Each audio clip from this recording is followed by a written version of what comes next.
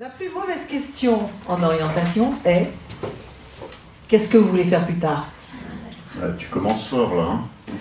En particulier pour les élèves, on les conditionne à se doter d'un projet beaucoup trop tôt, à un moment où la plupart ont besoin d'une pause. Bon bah écoute, déroule ton exposé, explique-nous un peu. Alors, il fut un temps, qui a duré longtemps, où l'orientation n'était pas une question. La place de chacun était largement déterminée par sa naissance et sa place dans la société.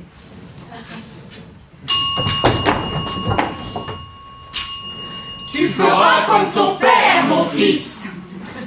J'ai bien dit mon fils, pas ma fille. Et puis l'orientation est devenue progressivement une question de société. À partir de l'entre-deux-guerres et avec le développement de la mécanisation, on voit apparaître de nouveaux postes de travail. En gros, un découpage du travail en postes élémentaires. Pour une efficacité maximum. On voit apparaître la notion d'organisation scientifique du travail. Ta juste place, la science te donnera. Il y en a qui ont écouté pendant la répétition. C'est le fameux « the right man at the right place ». Je précise pour les non-anglicistes, c'est la bonne personne à la bonne place. Merci. C'est bon pour tout le monde? Sinon, il y a des anciens comme anglais, voilà. Bien, on avait à l'époque la conviction de faire une juste sélection par les aptitudes. Il faut noter qu'on considère à l'époque que c'est une avancée démocratique importante. Le professionnel de l'orientation qui apparaît à ce moment de l'histoire a d'abord été un orienteur. Donc un orienteur, celui qui sait, l'expert quoi en fait. C'est ça.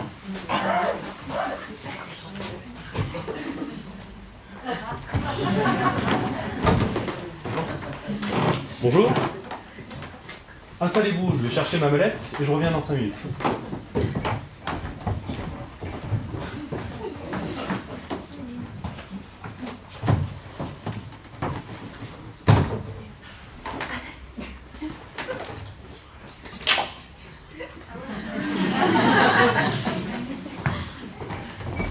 Mais qu'est-ce que vous faites? Qu'est-ce qui lui a pris à ton jeune là? C'est ce qu'on fait dans ces conditions. Eh bien, il s'est cru chez le médecin. Cette anecdote a vraiment existé. C'est Patricia qui me l'a racontée. Et elle est là. Elle peut vous le répéter. L'orienteur est celui capable, à partir d'une batterie de tests et d'une connaissance du cadre scolaire et économique, de vérifier que le jeune possède bien les aptitudes requises pour l'exercice du métier choisi. L'orienteur décide ou propose une orientation. Ouais, ce qui a induit le comportement de notre jeune, c'est qu'il s'est cru chez le médecin, quoi. Hein. Il a pris l'orienteur pour un personnel médical avec sa blouse blanche et ses outils. Ouais. Et ils avaient bien une blouse blanche à l'époque.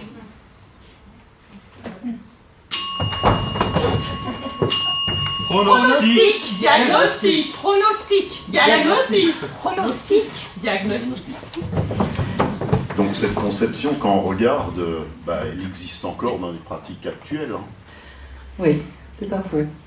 C'est aussi un moment de l'histoire où la science, c'est aussi un moment de l'histoire de la science où se lance le débat sur l'inné et l'acquis.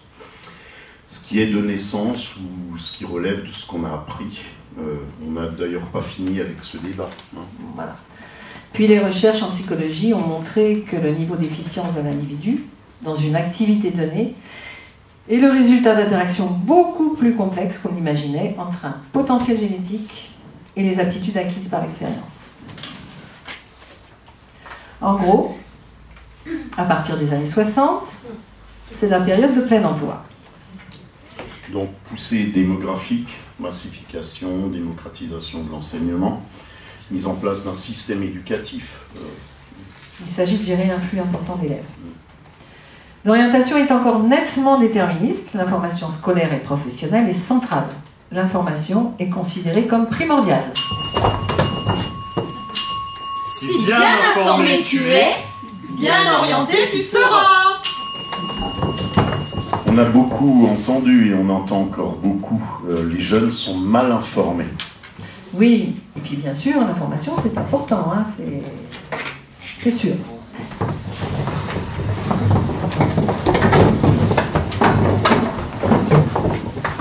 Bien, les enfants, bienvenue à cette séance d'orientation, d'information sur les études au lycée. Donc, je vais vous expliquer comment ça marche, c'est pas compliqué. Il y a la voie générale et technologique, avec les bacs technologiques STI2D, STL, etc. Et puis les bacs généraux LES, IDS. Ensuite, vous avez la voie professionnelle, bien sûr, c'est très intéressant aussi, c'est plus concret. Vous avez le CAP, vous avez le bac professionnel, et puis bien sûr, après, vous pourrez continuer les études. Est-ce que vous avez tout compris? Oui, merci. Merci monsieur, c'était super. Ça a sonné. Mais quand peut-on dire que le message est entendu?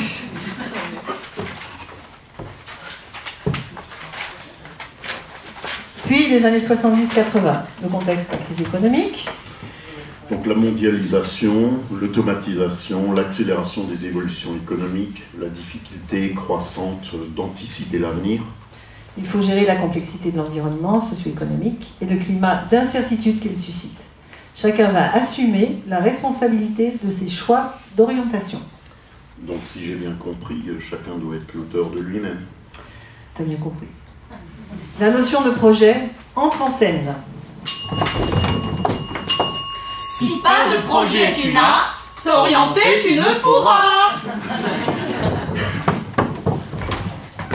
Ouais, mais un projet... moi, j'ai pas de projet, moi.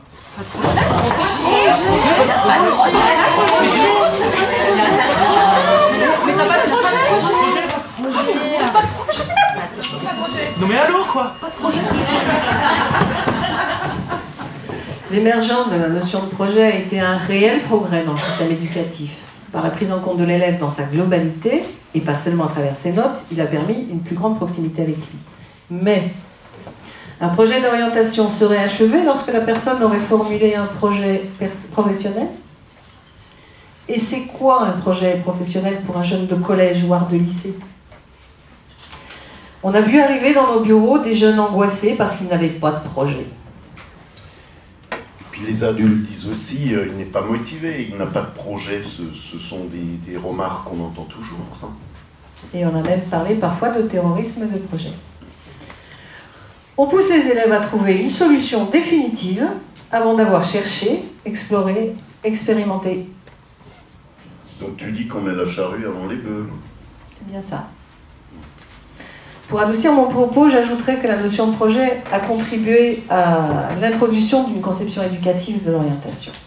Elle prendra sa place petit à petit, et quand elle trouve un accueil positif dans les équipes, elle apporte une réelle plus-value, on le verra plus tard.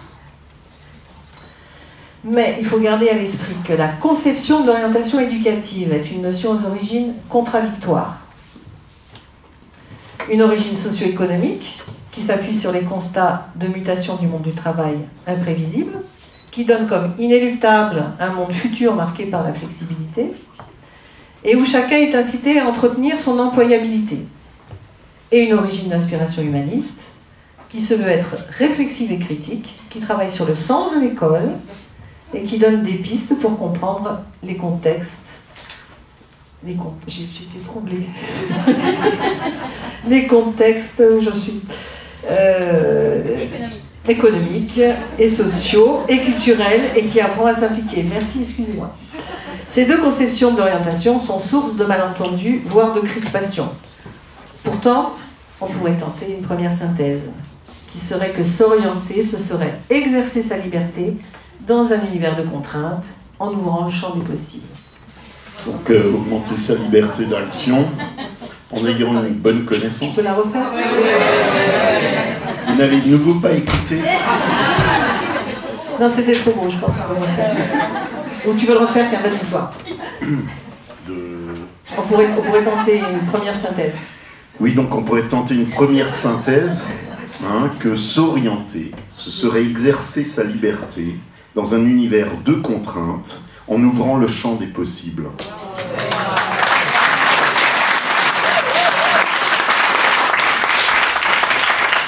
C'est pas de moi, mais je vous remercie quand même. Alors, c'est quand même à toi. Donc c'est bon, augmenter sa liberté d'action en ayant une bonne connaissance des contraintes malgré tout. Dit autrement, mais c'est beaucoup moins joli. Oui, c'est joli, j'admets. Alors, on a vu, la notion de projet avait ses limites. Hein. La notion de parcours a fait récemment son entrée avec la réaffirmation d'une orientation éducative, déjà présente dans les projets d'établissement et ancrée davantage encore dans les enseignements. Le contexte dominant? Donc c'est vraiment une évolution toujours plus rapide de la société, un essor des techniques de l'information, un univers professionnel très mobile, difficile à appréhender. Où des postes de travail disparaissent, sont remplacés par d'autres de plus en plus rapidement. Ils s'appuient sur des compétences génériques, mais font appel à des compétences spécifiques, très pointues. De plus, de nombreuses activités professionnelles portent un nom abstrait qui dit bien peu de choses sur ce qu'est réellement l'activité. Responsable référencement SOE, SEM. Actuaire vie IARD. Fundraiser. Chargé d'affaires en restructuration de dette. Community manager. Expert bilan carbone. Responsable de la stratégie mobile. IoT data scientist. Régulateur numérique. Créateur d'environnement virtuel. E-category manager. Bandagiste. Juriste spécialiste des drones. Web marketer. Responsable de la diversité. Éleveur d'insectes comestibles. Idéiste. Traffic manager. Banquier peer-to-peer. Analyste KYC. Ingénieur cloud. Téléassistant pour personnes âgées. Data scientist. Yield manager.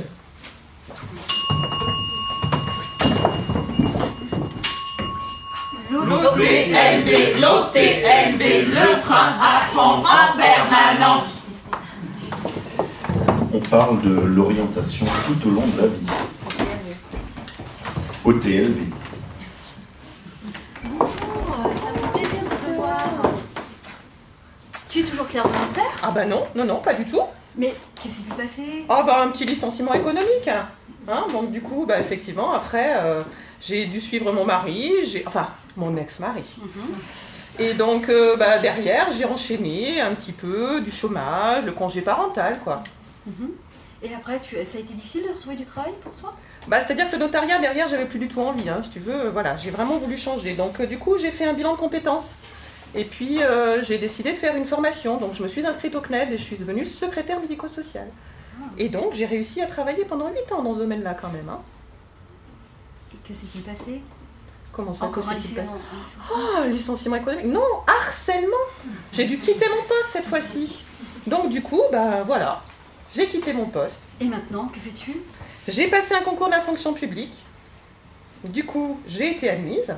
J'ai dû accepter un poste un peu loin de chez moi. Mais me voilà quand même dans la région. C'est une bonne nouvelle. Un parcours de femme avec des ruptures, maternité, carrière de conjoint, harcèlement, etc. Cette mobilité, un grand nombre de femmes la connaissent même bien. Et maintenant, on la présente comme inéluctable pour tous dans cette société mouvante. Devant la difficulté toujours plus importante de prévoir l'avenir, même à moyen terme, ne faut-il pas en premier lieu permettre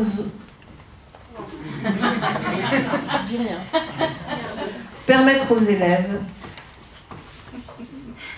d'explorer, de donner les grilles de lecture, développer la capacité à décoder son environnement, comprendre l'histoire, appréhender les savoirs dans leur contexte? Les bénéfices d'une éducation à l'orientation sont grands. Construction progressive de connaissances. Vision plus riche et plus diversifiée de son environnement. Déconstruction des stéréotypes. Mesure des risques inhérents à un choix. Apprentissage du compromis. Mise en place de stratégies en fonction des situations. Mise en action des élèves. Plus grande conscience du rôle de l'école. Sollicitation de l'intelligence. Et de la capacité de réflexion du sujet. Dans ce cadre, la liberté de l'élève pourra être d'utiliser à sa guise ce qu'on lui aura apporté, et pas forcément dans le sens attendu par l'institution, pour résoudre ses problèmes d'orientation au cours de son parcours. Donc anticiper un avenir qui n'est pas là et qui a du mal à se représenter. Donc si je comprends bien, le public c'est surtout les scolaires là. Non. Ouais. Prioritairement, bien sûr. Mais le CIO reçoit aussi des adultes. Les questionnements qu'ont les personnes, jeunes ou adultes, ont de grands points communs. Et les compétences en jeu sont les mêmes. La pratique du conseil auprès de tous les publics donne une vue d'ensemble des problématiques d'orientation. Appréhender les deux publics apporte un enrichissement pour tous. Alors on l'a vu, l'orientation est fortement liée à l'histoire socio-économique, mais aussi à l'histoire des idées en matière d'éducation et à l'histoire de la psychologie différentielle et à la psychométrie et des tests. De plus, selon sa place et ou selon son expérience personnelle, ses représentations de l'école, chacun perçoit un ou certains aspects de ce qu'est l'orientation. Et puis tout le monde se sent légitime pour donner des conseils. Des conseils ou des opinions? À ton avis. Pour vous, dans la salle, si on vous demande d'associer des mots au mot orientation, qu'est-ce que vous dites? Droit à l'erreur. Avenir. Cheminement. Incertitude. Direction. Angoisse. Reproduction sociale. Bonheur. Galère. Comprendre. Personnalité. Compromis. Hasard. Temporalité. Compétition. Rencontre. Découverte. Bienveillance. Savoir. Concertation active. Est-ce qu'elle est chef d'établissement, cette dame? C'est pas un peu chef d'établissement? Prendra des noms. APV. APV. Coaching.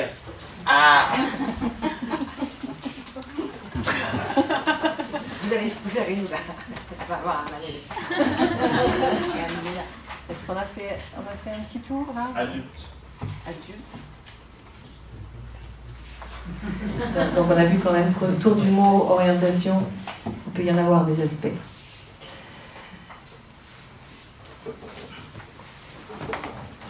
Bah moi c'est simple, hein. Je veux faire quelque chose qui me plaît. Bon, j'ai un peu peur de me tromper, mais je pense que je vais faire L pour faire psycho.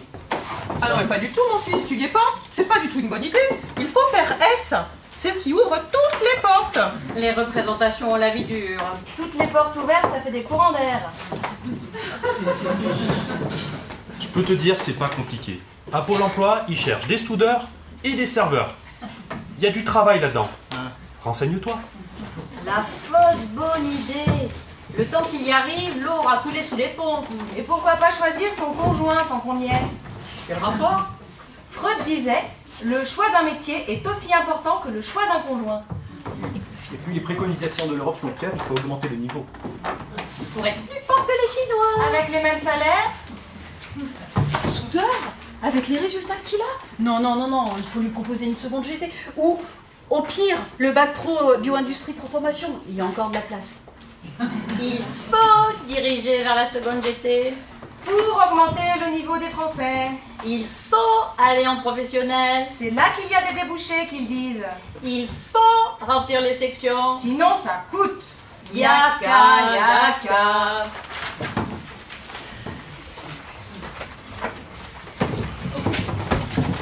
Sois réaliste, 20 en seconde GT. Mais il n'y a pas de débouché. Il n'y a pas de débouché. Avec les résultats que tu as, tu n'auras pas ton orientation. Ne fais surtout pas psychologie. Les études courtes, c'est mieux. Fais des études courtes. Un peu d'ambition. Un peu d'ambition quand même. Et puis il vaut mieux tenir que courir. Donc tu sais pas quoi faire? Va voir un cop. Ouais.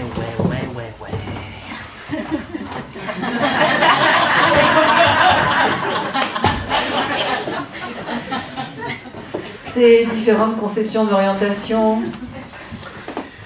Donc orientation adéquationniste, orientation sélection, orientation gestion de flux, orientation au service de la compétitivité. Coexistent. Mais si on ne considère qu'un aspect de ces différentes déclinaisons, cela devient inopérant, voire contre-productif. Attends, là, qu'est-ce que c'est l'image avec les tuyaux là? Ce ne sont pas des joints. Ouais, c'est à côté d'adéquation, adéquation formation emploi. Alors qu'est-ce que tu as comme explication? Je sais pas comment tu l'expliques ce tuyau là, ça traduirait quoi pour toi? Donc d'un côté tu as la formation, l'emploi. Donc cette idée qu'il y aurait une coïncidence parfaite, ça. Pourtant j'ai quand même entendu que près d'un salarié sur deux travaille dans un champ différent de sa formation initiale. Ça ne doit pas être aussi simple que ça alors. Ouais. Il semblerait que ce soit plus compliqué. Ouais. Bien, donc... Bon, en tout cas, quand on voit ces conceptions qui cohabitent, bon, elles existent, mais on voit bien la nécessité de faire le tri, d'où peut-être l'utilité des COP, non? Tu crois que les COP sont utiles?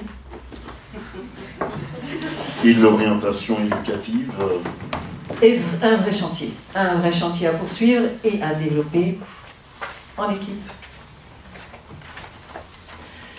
Alors d'abord, pourquoi l'orientation? Et donc, les COP qui l'incarnent cristallisent autant d'animosité. L'orientation est au centre de tensions diverses. Bon, c'est quand même un enjeu personnel important, quoi. Et puis, en ce qui concerne plus spécifiquement l'orientation scolaire, l'adolescence est un moment de remaniement interne plus ou moins intense. En plus, avec des situations familiales de plus en plus complexes aussi. Et la société qui véhicule des messages brouillés et anxiogènes sur l'avenir. Et les COP reçoivent régulièrement des critiques. On va m'orienter. Attendez, on va meubler. Il y a les molos avec le joint. Je crois qu'effectivement, il a un peu trop fumé. Ah, il y a mon nom là. On m'a mal orienté. On m'a mal orienté. Faites quoi? Je me suis bien orienté. Les COP ne tiennent pas compte de la réalité, ils bercent les gens d'illusions. Ils ne connaissent pas l'entreprise. Les COP ne sont jamais là.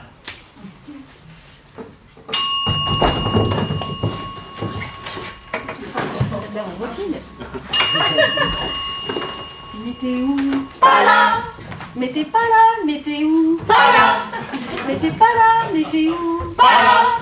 Mais t'es pas là, mais t'es où? Oh.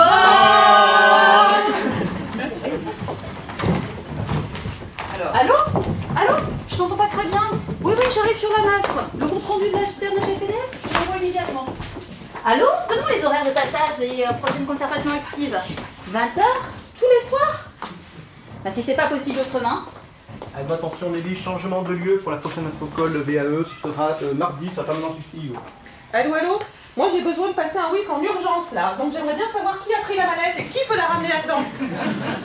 Allô? Tu peux vérifier la réservation des salles pour mes séances avec les secondes et les terminales? Merci. Allô? Je sors du conseil de classe. On a vu le cas du petit Dylan là, ça va pas du tout. Est-ce que tu peux lui demander de prendre rendez-vous avec moi s'il te plaît? Allô? Bah écoute, si tu veux, moi j'ai un peu autre chose à gérer là. Il faut qu'on voit tous les référents AP et pour se coordonner, je crois qu'on n'a plus qu'à faire un doodle. Les COP travaillent dans un environnement complexe, on l'a vu. Un métier d'équilibriste. Oui, parce qu'il faut tenir compte d'un grand nombre de paramètres. Ah,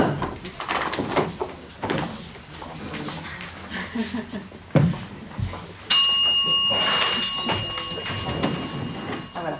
Les paramètres les plus connus de tous. D'abord, foisonnement des formations et des dispositifs qui se sont parfois superposés. Le technicien de service.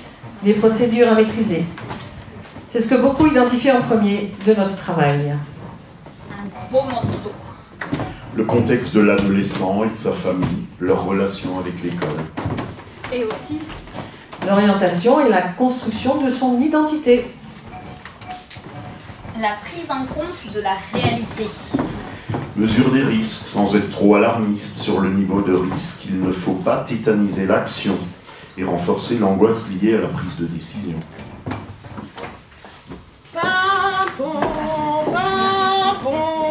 Parfois urgentiste de l'orientation. Des débouchés? Prise en compte du contexte économique qui ne donne pas de repères qui évoluent très vite. Alors là, il y a de quoi trier. L'information, pub, pléthorique et non hiérarchisée sur les réseaux. Je veux être footballeur ou dans la police scientifique. Pour ma part, Kim Kardashian. Les stéréotypes, l'influence des valeurs ambiantes, de la télé, d'Internet. Et le travail en équipe et en partenariat, sans quoi nous n'avons que peu d'impact.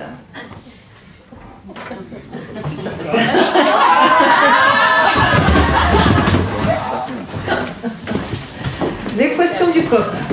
Accompagner un processus qui permet l'appropriation progressive de notions relatives à son environnement. Avec la difficulté de faire face à une demande très forte de sécurité dans un monde qui manque de visibilité, qui évolue avec une rapidité jamais connue et qui montre un avenir qui n'inspire pas l'optimisme. Le travail du COP, un travail d'équipe, une mission partagée, où chacun à sa place contribue à l'acquisition de références, de grilles de lecture, d'une culture qui ouvre sur le monde en favorisant les expérimentations. Ces dernières années, on a vu prospérer les coachs, et autres services privés d'orientation. J'ai eu moi-même le grand plaisir de recevoir une personne qui est venue consulter la documentation du CIO pour me dire à la fin qu'elle voulait monter un cabinet d'orientation. Je crois que Marie-Françoise doit s'en souvenir. Je suis restée sans voix. Mesdames, Messieurs, bonsoir. Comme tous les ans, au printemps, les familles s'inquiètent pour l'orientation de leurs enfants après le bac. Je vous présente une spécialiste de l'orientation, Madame Irma, coach en orientation. Bonjour Madame Irma. Bonjour. Faites-nous part de votre expérience, je vous prie. Très bien. Alors, moi j'ai eu 3 enfants, magnifiques, 3 beaux enfants, avec un homme admirable. Il se trouve être dans la salle. Jean-Marie chéri, je te remercie pour ces beaux enfants que tu m'as donnés. Nous les avons tous très bien orientés. Et à la lumière de notre expérience, quand on a vu la demande qui existait, Jean-Marie m'a beaucoup poussé et j'ai monté ma boîte en tant qu'auto-entrepreneur et je suis coach. Voilà. Et donc, ça marche très bien. Je fais passer un package de tests aux personnes qui me sollicitent. Je leur donne la bonne réponse et j'oriente très facilement tous ces jeunes en déshérence, sans solution. Voilà. Il me semble que 500 €, ce n'est pas cher payé pour bien orienter un enfant quand on sait le prix des études. Merci Madame Irma. Je vous en prie, avec plaisir. Dans le reportage qui a été diffusé au printemps, dans le journal du soir de France 2,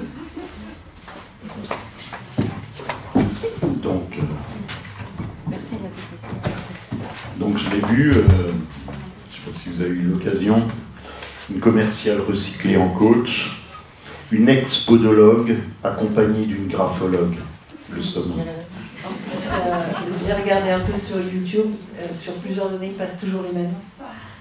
Oui, et puis on voit je dirais bonjour, le travail des journalistes. Oui, il y en a un ici. Mais ils ne sont pas tous comme ça non plus. Il y en a, j'en connais. Et il n'a même pas été fait, ne serait-ce qu'une seule allusion au service public d'orientation. Certains, peu scrupuleux, ont compris qu'il suffit de dire ce que le client a envie d'entendre, de recycler des outils, tests d'intérêt et autres, en grande partie abandonnés par les COP pour donner une caution de sérieux. C'est sans risque. Il arrive même que certains les envoient au CIO avec leur bilan parfois épais, et on laisse au COP le soin de finir le travail. De toute façon, on profite de l'angoisse des femmes. Mais vous n'utilisez plus ces tests, hein? Si, pour des cas bien identifiés, quelquefois, pour faciliter l'expression de quelques-uns qui n'ont pas les mots pour le dire. Mais on prend les précautions qu'il faut. Le CIO, un service public de proximité. Le CIO est ouvert à tous. C'est un lieu facile d'accès. Alors explique un peu mieux, qu'est-ce qu'on y trouve au CIO? Alors on a parlé d'information, on y trouve une documentation fiable et des accès à Internet. On accompagne les usagers sur des sites dédiés à l'orientation et vérifiés. Les secrétaires accueillent toutes les personnes qui franchissent la porte. Toutes les personnes, quel que soit leur âge, jeunes, adultes, scolaires, non scolaires. Des secrétaires qui font vivre le service, assurent le quotidien, organisent, mettent à jour la documentation, les statistiques, assurent le suivi des dossiers élèves, transmettent les informations, etc. Et puis il y a les corps, les professionnels. C'est comme la graphologue, là, où ils sont qualifiés, les cas. Oui, ils ont fait 3 ans de graphologie et 2 ans de podologie. Pareil complet. C'est ça, hein. Alors, ils ont Bac+5, et formés aux problématiques liées à l'orientation, au carrefour de la psychologie, de l'économie, des sciences de l'éducation. Donc ils sont fonctionnaires. Pour la plupart, oui. Pierre de lettres. Oui. Avec... Parce que pour moi, fonctionnaire, ça n'est pas un gros mot. J'affirme haut et fort. Donc avec le sens du service public. Des personnes motivées, avec qui j'ai apprécié de faire équipe. Et le CIO a une place stratégique dans l'éducation nationale. Le CIO est à la fois dedans, dehors. Dedans. Dedans l'éducation nationale, ce qui permet une bonne connaissance du système éducatif et de ses acteurs. Et c'est également un service extérieur qui permet un regard distancié avec une autre temporalité que celle de l'année scolaire. Et le travail d'une directrice, alors? Eh bien, organiser le service, animer l'équipe, repérer les priorités, harmoniser, faciliter le travail des corps. Être partenaire avec les chefs d'établissement, faciliter le travail des collègues. C'est pas celui que j'ai corrigé. Non, c'est bien. Oui, voilà. Dans le cadre du bassin de formation, avec des chefs d'établissement, définir des priorités de bassin, un peu redite, mais enfin, ça veut bien dire ce que ça veut dire. Contribuer à mettre en place des temps forts avec eux, comme par exemple l'action pour toutes les quatrièmes, connaissez-vous l'information, ou les actions spécifiques inter-établissements comme la liaison et le PCECPA. Donc tu es en lien uniquement avec les acteurs de l'éducation nationale, en somme? Non, là. En Ardèche-Nord, j'ai contribué à la mise en place et au fonctionnement de la plateforme de suivi et d'appui aux décrocheurs, avec beaucoup de partenaires de différents horizons, des institutionnels, des acteurs du domaine culturel, social, de la formation. Il y en a quelques-uns ici, à qui je fais coucou. Avec l'idée de partager nos savoir-faire auprès des jeunes et être force de proposition. L'action itinéraire BIS, dans le cadre du plan raccrochage de la région, est née de ces rencontres. Et puis j'ai contribué à faire vivre des dispositifs régionaux concernant la VAE avec les acteurs d'Ardèche-Verte, peut-être, avec la conviction que le travail de conseil en VAE apporte beaucoup au service et réciproquement. Alors pour conclure, les alternances politiques, les préconisations de l'Europe, l'accélération des évolutions dans la société, etc., ont entraîné la complexification de l'offre éducative et des dispositifs, et une profusion d'acteurs dans le champ de l'orientation. Tout cela a contribué, au fil des ans, à brouiller l'image des services. Cependant, aux côtés et à l'intérieur de l'école et dans son environnement, le CIO est et doit rester un repère.